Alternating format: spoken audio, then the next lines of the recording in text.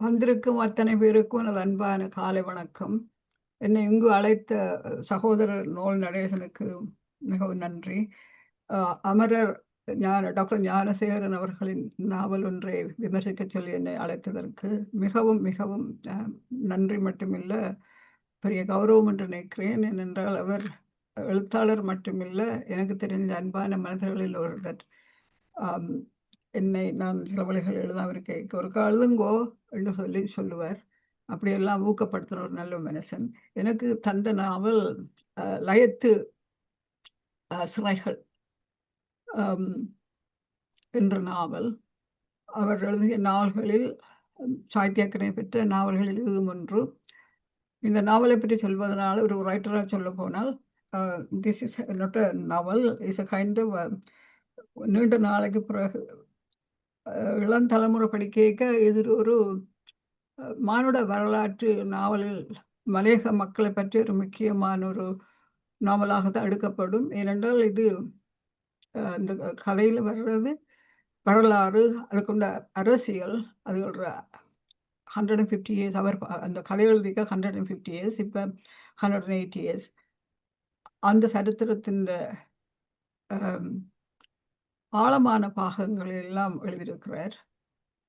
மற்றபடி changing society, இன்று சுதந்திரம் வந்த பிறகு இலங்கையில் நடந்த சேஞ்சிங் சமுதாயத்தில் மலையக மக்களின் வாழ்க்கை எப்படி மாறினதுக்கு அதுக்கு தடையாக இருந்த காரணங்கள், மனித உரிமை இல்லாத விதத்தில் அந்த மக்களை இன்னும் சுரண்டுறதுக்கு வந்த அட்மினிஸ்ட்ரேட்டிவ் சிஸ்டம், தேசியமயப்படுத்தப்பட்டாலும் இந்த மாதிரி அந்த அட்மினிஸ்ட்ரேட்டிவ் சிஸ்டம் அது உறிஞ்ச பார்க்குதுன்றதையெல்லாம் எழுதியிருக்கிறார். இதை எழுதியிருக்க 1994 அவர் முதலாவது பப்ளிகேஷன் வந்திருக்குது. அவர் அங்கே அப்போ 30 years கிட்ட வேலை செய்திருக்கிறார் என்றது நான் ஊகிக்கிறேன். ஏனென்றால் அந்த கதையை சொல்லிக்க இந்த சரித்திரத்தின் தொடர்புகள் அதில் இருக்குது. அப்போ இலங்கை அரசியல் மாற்றங்கள், மக்களின் பொருளாதார சமுதாய சிந்தனைகள், முக்கியமாக மலையகத்தில் இளம் தலைமுறையின் ஒரு விழிப்புணர்ச்சி எப்படி வர்றன்றதெல்லாம் ஒரு 130 பேஜ் நினைக்கிறேன் அதுக்குள்ள எழுதியிருக்கிறார். இதை சொல்ல போனால், ஆழமாக ஸ்டடி பண்ண போனால், this is a kind of இளந்தலைமுறை படிக்க வேண்டிய நாவல்கள் எல்லாம் மிக முக்கியமான நாவல் இது. ஏனென்றால் அவைக்கு இந்த சரித்திரம் எல்லாம் தெரியாது. முதலாவது பக்கத்தை நான் சொல்றேன். ஆரம்பிக்கிறார் முதலாவது பக்கத்தை, உறங்கிக் கொண்டிருந்த வழுக்கற்பாறை லயம் விழித்து கொண்டது. இது மெட்டஃபோர். அதாவது அவர் அந்த கதை சொல்ல இதை படிக்கிறவைக்கு ஒரு விழிப்புணர்ச்சி வருமன்றத அவர் அன்னைக்கு தெரிஞ்சான் எழுதினாரு, தெரியல. அடுத்தது சொல்றார், தொங்கற் காம்பராவில் வாழும் 90 வயதான முனியாண்டி தாத்தா அடுத்த இஸ்தோப்பில் வாழும் சுந்தரம், அவன் தாய் மீனாட்சி. இது என்னத்தை பிரதிபலிக்குதுன்னா 3 தலைமுறை. இந்த வரிகளை பார்த்துருந்தேன் நான் நினைச்சேன், இந்த கதை 3 தலைமுறையை சொல்ல போகுது, அதோட போராட்டத்தை சொல்ல போகுதுன்னு எனக்கு உடனே I thought about it immediately. அதுதான் கதை. 3 தலைமுறையில முனியாண்டி தாத்தா பட்ட துன்பங்கள், துயர்கள், அவர் ஜெனரேஷன் அனுபவிச்ச கொடுமையெல்லாம் இருந்துருன்னு சொல்றார். அடுத்தது மீனாட்சி கேரக்டர் என்ற அவரோட தமையன் ஒரு கண்டக்டராக இருக்கிறார், வசதியாக இருக்கிறார். ஆனாலும் அவ சிங்கள இளைஞன காதல் வந்தபடியா கம்ப்ளீட்லி கான்ட்ரடிக்டரி லைஃபுக்குள்ளே போக வேண்டிய சிச்சுவேஷனுக்கு வரைக்கும் அவன் போராட்டங்கள். ஒரு தோட்டத்து பெண்ணாக இருந்தாலும் ஒரு சுயமைக்கு போராடின பெண்ணாக அவ படைக்கப்பட்டிருக்கிறார். அருமையான படைப்பு அந்த மீனாட்சி படைப்பு. கடைசி வரைக்கும் விட்டு கொடுக்காம காதலை மனதில் வச்சு கொண்டு கண்ணீரை மறைச்சு கொண்டு ஒரு தோட்ட தொழிலாளியை வாழ்ந்து தன்ற மகன், அதாவது அந்த 3ஆம் தலைமுறை, அந்த 3ஆம் தலைமை சுந்தரத்தம் மகனை அவன் இன்றைக்கு வெல்ஃபேர் ஆஃபீஸராக வர்றான். அப்போ இந்த கதை லேட் 60s ஆரம்பிச்சிருக்கணும். ஏனென்றால் வெல்ஃபேர் சிஸ்டம் ஸ்ரீலங்காவில் ஆரம்பித்தது mid-60s. ஏனென்றால் ஐ வாஸ் அ ஸ்டூடெண்ட் ஜெஃப்னால். அப்போதான் இந்த சுகாதார மேற்பாட்டாக்கள் வேலையெல்லாம் வந்தது. அப்போ அது கொஞ்சம் 5-6 years லேட்டாக வந்திருக்கலாம். அப்ப எவ்வளவு மாற்றங்கள் அந்த ஒடுக்கப்பட்ட மக்களுக்கு வந்துன்னு நேரடியா நாங்கள் நர்சிங் ஸ்டூடெண்ட்ஸ் அறைக்கு கண்ட நாங்கள். Because we were the people who are working. அந்த இடங்களுக்கு போய் அதுகளுக்கு ஆலோசனை செய்யறதுல பப்ளிக் ஹெல்த் ஆஃபீஸர்ஸ் 2 பெருசா இருந்தாலும் நர்சஸ் பப்ளிக் ஹெல்த் ட்ரைனிங் எடுக்க எங்களையும் அங்க போக சொல்லி பார்த்தது. அப்ப அந்த சிஸ்டர்ல இந்த பிள்ளை சுதந்திரத்துக்கு வேலை கிடைக்குது. சுதந்திரம் கிளம்புல ட்ரைனிங் எடுத்துட்டு தோட்டத்துக்கு வர்றார். தோட்டத்துக்கு வந்து அவர் அந்த முன்னேற்றம் செய்யறதுக்கு பல விஷயங்களை முன்னெடுக்கிறார். அவன் புதிதாக நியமிக்கப்பட்டிருக்கும் குடும்ப நல மேற்பார்வையாளர் என்று தெரிந்தும் முந்தின காலத்தில் குடும்ப நல மேற்பாளர்கள் என்ற ஒரு தொழில் தோட்டங்கள் இருந்ததில்லை. இப்போதுதான் புதிய புதிய தொழில்கள் ஏற்படுகின்றன. எல்லாமே அனாவசியம், வீண் பிரச்சனைகளும் செலவுகளும் தான் என்றார் அந்த துறை. அதுல இருந்து தெரியுது. So they don't want to take other responsibility. அந்த ஒரு சோஷியல் சேஞ்சஸ் வரைக்கும் அந்த நிர்வாகத்தை பிடிச்சு வச்சு கொண்டிருந்த அந்த மேல்வட்டம் என்ன மாதிரி நடக்கும்ன்றது இந்த 2வது துறையின் கண்ணோட்டத்தில் தெரியுது. அவன் மக்களுக்கு சுகாதார மேற்பார்வையாளராக வர்றான். அவர் சொல்றார், சரி சரி என்ற நாய்க்கு நான் இன்றைக்கு ஊசி போடணும், ஒருக்கா கொண்டு போயிட்டு வா. என்ன அவனுக்கு திடுக்குறான். ஏனென்றால் அவன் கனவுகளோட வரைக்கும் இவர போக்கு அவனுக்கு பிடிக்க இல்லை. அவன் நடத்தி விதத்தை பார்த்து அவன் குழம்புகிறான். அவன் தோட்டத்து தொழிலாளர்களின் வாழ்க்கையை முன்னேற்ற நினைக்கிறான். தொழிலாளர் தலைவர் முத்தியாவுடன் அது பற்றி பேசுகிறான். இப்படி ஆரம்பிக்கிறது கதை. அப்ப அந்த அத்தியாயம் 2க்குள்ள போன உடனே சேஞ்சஸ் அதெல்லாம் தெரியுது. அந்த டிட்டர்மினேஷன் தெரியுது. அந்த கதை தான் நீண்டு கொண்டு போகுது. அதுல அந்த கதையில போனா காதல் வருது. அப்ப இந்த மீனாட்சி முத்து பண்டாவை காதலிக்க தமையன் அவளை ஊரை விட்டே அனுப்பி விடுறான். அவள் கொஞ்சம் அந்த குழந்தை பிறந்தோடனே கைப்பிள்ளையோட வர ஒரு ஒரு சொட்டும் ஒரு அன்பில்லாம கல்நஞ்சத்தோட துரத்தி விடுறாரு அவளை. அந்த பிள்ளை அவள் வளர்க்கிறாள். அந்த பிள்ளை வளர்ந்து அந்த தோட்டத்துல சோசியல் சேஞ்சஸ் வருது. ஒரு சிங்கள பிள்ளை வருது, சந்திரிகாண்டு. அந்த பிள்ளை குழந்தை மடுவத்தில் வேலை செய்கிற ஒரு வேலை வருகிறது. ஸோ சுந்தரத்துக்கும் அவளுக்கும் தொடர்பு வருகிறது. தமையன்ற மகள் பெரியவள், பெரிய ஆளா, பெரிய வசதியாக வாழ்ந்தவள் டீச்சர்ஸாக வராள், தொண்டர் டீச்சராக வர்றாள். அவளுக்கு இன்னும் பெர்மனன்ட் பொசிஷன் கிடைக்க இல்லை. அப்போ அவர் மகளுக்கு கல்யாணம் முடிக்கிறது காசும் இல்லாமல் கஷ்டப்படுறார்.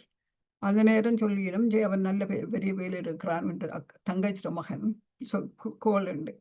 பின்ன அவர் அங்கே கேட்க அவள் சொல்றாள், நீ என்ன எப்படி நடத்தினு தெரியும், அவர் கெஞ்சுறாரு, அதெல்லாம் மறந்து போய் இந்த மகனுக்கு உன்ற மகளை செய்யணும், என்ற மகளுக்கு உன்ற மகனை செய்யணும்னு சொன்னா அவள் சொல்றாள், என்ற மகன் ஆறுன்னு தெரியும் தானே, முத்து பண்டான்ற மகன். அப்ப கல்யாண அட்டையில போடுவியா, கல்யாண அழைப்புல போடுவியா, எல்லாரும் வேற வழி இல்லாமோன்னு சொல்றார். பின்ன அவன் என்ன செய்யறன்னு தெரியல என்றால் அவன் அப்ப தன்னை மச்சாள் சுபாவை சந்திக்கிறான். சுபாவை சந்திச்சா அவைக்கு ஒரு அன்பு வருது. தன்னை மச்சாள், அவளுக்கு விருப்பம் வருது, என்ற மச்சான் தானே கண்டு. அப்ப இந்த கதை முக்கோண காதல் மாதிரி வருது.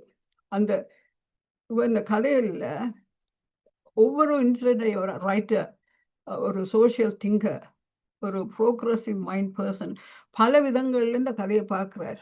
அந்த கதையை கொண்டு போற விதம், அந்த போராட்டங்களை காட்டுற விதம். நான் அந்த ஏழையின் பாதி என்ற கதைகள் இருக்கிறேன். இப்படித்தான் பல கஷ்டப்பட்ட ஈழத் தொழிலாளிகள் கலம்பேரியாக்கள் இருந்ததுகள் வர்றதுக்கு ஒரு டிரான்ஸ்போர்ட் இல்லாம இந்த பேஷண்ட் வர முதலே செத்து போச்சுது, கிளம்பு ஹாஸ்பிட்டலுக்கு வர முதல்ல செத்து போச்சுது. அது வாஸ் நர்ஸ் அப்பத்தையா.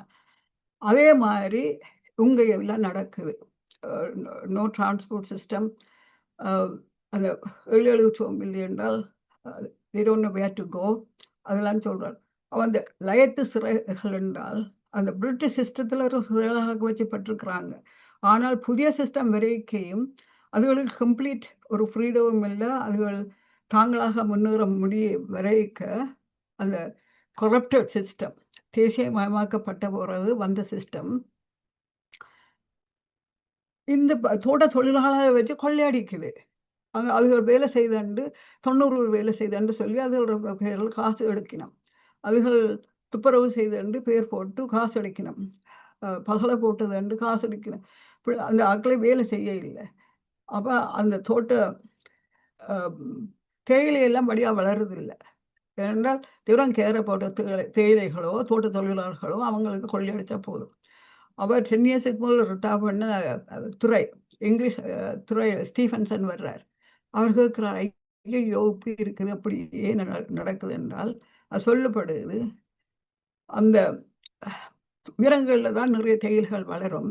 அதெல்லாம் திருப்பி அந்த சிங்கள மக்களுக்கு கொடுக்கப்பட்டுட்டது. இப்போ சிங்களீஸ் பொலிட்டிக்கல் லீடர்ஸ் வந்துடனே அவை இந்த ஹையஸ்ட் ஜிடிபி தர்ற தேயிலை எப்படி வளர்க்கணும் அந்த இந்த உணர்வுலாம் அவை கொண்டும் இல்லை. பொலிட்டிக்கல் ரீசனாக அந்த தேயிலை தோட்டத்தை பிரித்து சிலதை சிங்கள தொழிலாளருக்கெல்லாம் குடிக்கணும். அப்போ அந்த சின்ன பின்னம் ஆகுது. அந்த சிஸ்டம் பிரிட்டிஷ் அடக்கி வச்சிருந்த ஒரு கண்ட்ரோல் சிஸ்டத்துக்கு வச்சிருந்ததெல்லாம் விவரிக்க மாறுபடுது. இது எல்லாத்தையும் பார்த்து அப்போ இந்த மக்களுக்கு தேயிலை தோட்டத்துக்கு அப்பாலே வேலை செய்யணும், வீட்டு தோட்டம் என்னன்னு போடுறத சொல்லிக் கொடுக்கணும், அதெல்லாம் என்ற உணர்வு சுந்தரத்துக்கு வருது. So he is encouraging the people. அப்போ யங் ஜெனரேஷன் அப்போ என்னென்ன செய்கிறேன்னா எக்கச்சக்கமான இன்ஃபெக்டட் டிசீஸ் எல்லாம் வருது. என்றால் இந்த மலசல கூடங்கள் எல்லாம் இதாக இருக்குது. ஸோ இப்படியெல்லாம் நிறைய வேலை அவன் செய்கிறான். அவன் அந்த ஆரம்பத்தில் ஒரு புரட்சிகரமான வேலையெல்லாம் வாலண்டரி செக்டராக தான் வருது.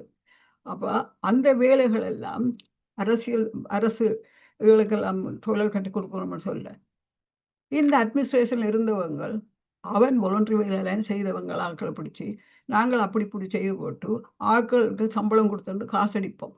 அப்படி ஒற்றுமையான ஒரு எல்லாத்தையும் தான் தொடர்ந்து கொண்டு செய்யணும். பின்ன அந்த கதைகளில் மாற்றங்கள் வருது. பின் அதுக்கு பிறகு இளைஞர் மன்றம் தொடங்குறாங்க, இரவு படிப்பு தொடங்குறாங்க. அதுக்கு முதல் குழந்தைகள் படிக்க கூட போகிறதுக்கு வசதி இல்லை. ஏனென்றால் அம்மாக்கள் போனா வேலைக்கு அந்த சின்ன குழந்தைகள் பிள்ளை பார்க்குற வேலையெல்லாம் செய்யுதுங்க. அந்த பிள்ளைகளையும் கொண்டு போய் தான் அந்த ஸ்டேட் ஒர்க்கர்ஸ் வேலை செய்திருக்கணும். அப்போ குழந்தை மடுவம் எல்லாம் இப்போ சந்திரிகா போல இளம் தலைமுறை பார்க்குற ஒரு நர்சரி மாதிரி வர தொடங்கிட்டது. இந்த மாற்றங்கள் எல்லாம் சேர்ந்தான் இந்த கதை வருது. அவள் கடைசியா சொல்ல போனால் அவன் அந்த சுபாவை சந்திக்கிற இடம் அந்த சடன்லி இந்த மலையக்கவல் நினைவுக்கு அணைச்சி பிடிச்சதுல வந்த அந்த ஃபீலிங் அவர் எழுதுகிற விதம் சந்திரிகாவோட ஒஃபிஷியலாக தானே அவருக்கு கனெக்ஷன் வருது. Because she's like him. Chandrika Sundaram மாதிரி ஒரு ப்ரோக்ரஸிவ் திங்கர். சந்திரா பின்ன இவனை என் வீட்டுக்கு வா என் கூட்டி கொண்டு போகிறார். என் பேரன் செத்து போச்சுன்னா என் மாமா தானே என்ன பார்க்குறாருன்னு அங்கே போனால் அவனுக்கு தெரியாது தன் தகப்பன் முத்து பண்டாதான் வளர்ற மாமன். அவனுக்கு தெரியாது, தாய் சொல்லவும் இல்லை இன்னும். பின்ன அவர் இவனை கட்டிப்பிடிச்சு அவருக்கு தெரியும் ஆரண்டு கட்டிப்பிடிச்சு அழுது வடிவாக பார்க்குறார். நான் என் சந்திரியா பார்க்க வேணும். ஏனென்றால் அவன் 2 பேரண்ட்ஸும் மண்சரியை வந்து செத்து போனாங்க. அகாலம் மரணபடியால் நான் என் பிள்ளையை பார்க்குறேன். பின்ன அவன் சந்திரிகாவோட இன்னும் கூட பழகிறான், நெருக்கமாக பழகிறான். அவன் ஊர் கதையெல்லாம் வந்த உடனே மீனாட்சிக்கு தெரிய வருது. மீனாட்சி விசாரித்து கொண்டு போனால் ஆரண்டு அது முத்துப்பண்டாவின்ற மருமகள் என் மகன் காதல் பண்ணுறான் என்று சொல்ல முனியாண்டி தாத்தா கற்பனை செய்கிறார். That's a beautiful line he wrote. முத்துவண்டாவின் மகனுக்கும் மீனாட்சியின் முத்துவண்டாவின் மகனுக்கும் மீனாட்சியின் மகனும் 2 பேருக்கு தெரியாது. ஆனால் கல்யாணி கேக்கு 2 பேரும் மீட் பண்ணிக்க அவன் எப்படி ஒரு ஆள் பார்ப்பினம் பண்ணி கற்பனை செய்கிறார் முனியாண்டி தாத்தா என்று குறும்பாக டாக்டர் ஞானசேகரம் எழுதுகிறார். அப்போ இதுக்குள்ள மனித உணர்வுகளை பற்றிய இடைக்கிடதான நிறைய டிஸ்கிரிப்ஷன், வரலாற்றுகள், போராட்டங்களை பற்றி, மக்களோட துயர் வாழ்க்கையை பற்றி இருக்குது. அதுகளோட சரித்திரம் என்ன மாதிரி பிரிட்டிஷ் அதுகளை சிறை மாதிரி ஐசோலேட்டடாக வச்சிருந்தவை. ஸோ அந்த எக்ஸ்டர்னல் வேர்ல்டு வெளியுலகத்தோடு ஒரு தொடர்பும் இல்லாமல் வச்சிருந்தவை. அப்போ இப்போ வெளியுலகம் மாறுறதை பற்றி எல்லாம் சொல்லி கொண்டு வர்றார். ஸோ இந்த நாவல் பல விதங்கள்ல ஆராயப்பட வேண்டிய நாவல்.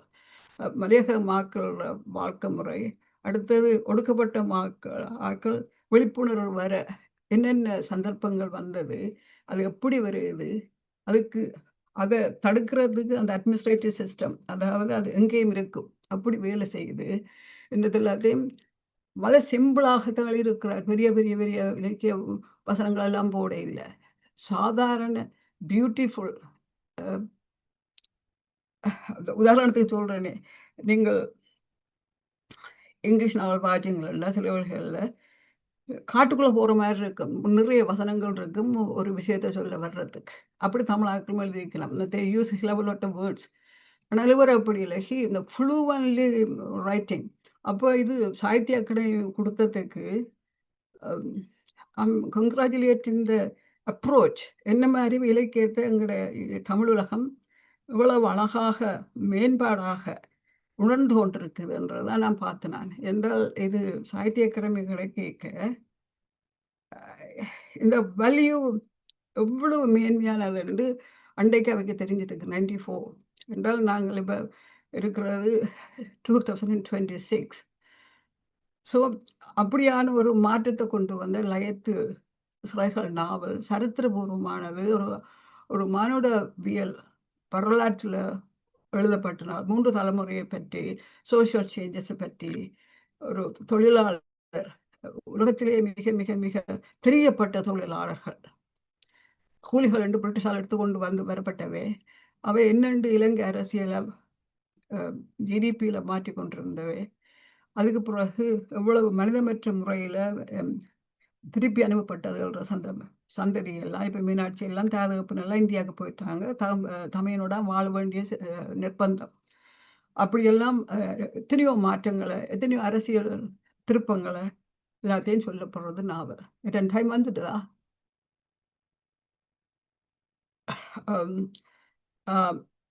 அஸ் அ விமன் ரைட்டர், ஒரு பெண் ரைட்டரை அதை பார்க்க முடிவுரை சொல்லுங்க. கொஞ்சம் கூட எடுத்துட்டீங்களா? முடிவுரை சொல்லுங்க. இந்த பொம்பளை ரைட்டர் ஆம்பளை ரைட்டர் பார்க்க இல்ல, தூரத்துல இருந்து பார்க்க எனக்கு வேரியஸ் லெவல்ல இதை பார்க்கிறேன். பார்க்க நான் நினைக்கிறேன் இது அன்றைக்கு இருந்த மாதிரி இல்லை. இன்றைக்கு நாங்கள் பழைய இலக்கியங்களை எங்கள் இளம் தலைமுறைக்கு கொண்டு வர வேணும். இலக்கிய கூட்டங்கள்ல பழைய ரைட்டர் அகத்தியர் புத்தகங்கள், ஞானசேகரம் புத்தகங்கள், கணேசலிங்கத்தின் நீண்ட பயணம் போன்ற புத்தகங்கள், அப்படி நிறைய எனக்கு எல்லாற்ற பேரையும் சொல்லிக் கொண்டு நேரம் இல்லை. There are wonderful books in our Sri Lankan history. இப்போ எங்களை முற்போக்கு இலக்கியத்தை கொண்டு வந்தவே ஸ்ரீலங்கன் ரைட்டர்ஸ் உங்களுக்கு தெரியும். முற்போக்கு இலக்கியம் வந்து இந்தியாவில் இருக்கும்போது நாங்களும் எழுத தொடங்கினாங்க. பிகாஸ் தேவர் ரைட்டிங் அபவுட் அவனும் அவளும் சந்தித்து கொண்டோம் என்று. எங்கள் ஆக்கள் சோசியலை பற்றி, சமுதாயத்தை பற்றி, சாதியை பற்றி, மாற்றங்களை பற்றி எழுதுனவே. எனவே எனக்கு இந்த சந்தர்ப்பம் தந்ததுக்கு மிகவும் நன்றி.